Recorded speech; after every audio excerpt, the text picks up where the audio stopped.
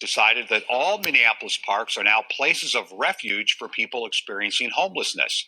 The vote comes after weeks of upheaval for a group of homeless. This Midtown hotel was being used as a sanctuary, but then it was cleared out last week.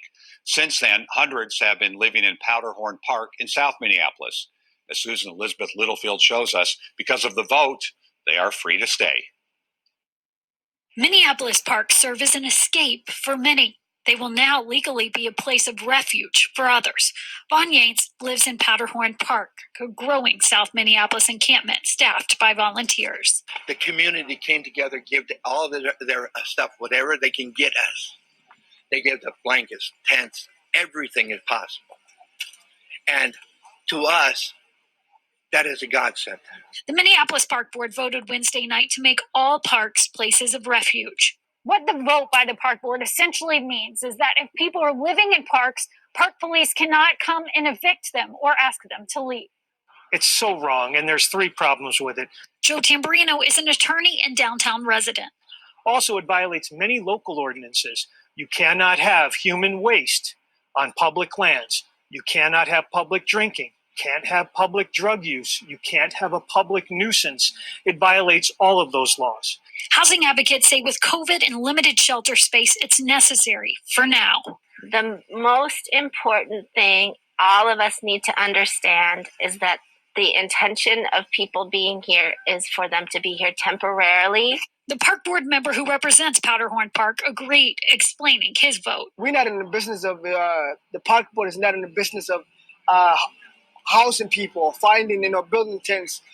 But we have a obligation, and we have to help them. He says the goal is for state and city leaders to step in and provide more low-cost units in a high-rent city. I'm 62. I want to have a place before I die. In Minneapolis, Susan Elizabeth Littlefield, WCCO 4 News. WCCO reached out to the mayor's office several times, but did not get a statement or response on this issue. Minneapolis Park System says that he needs some help as more parks are turning into temporary homeless shelters. There are an estimated 431 tents in 42 parks. One of the latest growing encampments is Loring Park. Park Board data lists the downtown park as a trouble spot as assaults have spiked. Susan Elizabeth Littlefield looks at how this all began and the latest encampment at Lake Harriet. Lake Harriet. It sits on one of the most picturesque corners of Minneapolis. And now there's a new addition to the landscape. I wanted the rich to actually get in on this. And I heard that this was one of the richest sites in Minnesota. And so I purposely came over to get their support. And boy, have I got it. Michelle Smith runs this encampment. Although there are encampments all over the city, Michelle has one of 4 permitted camps. She doesn't allow drug use or violence. We spoke with one of her residents. Thanks, Lake Harriet. Really. I really appreciate it. They've done a lot for us.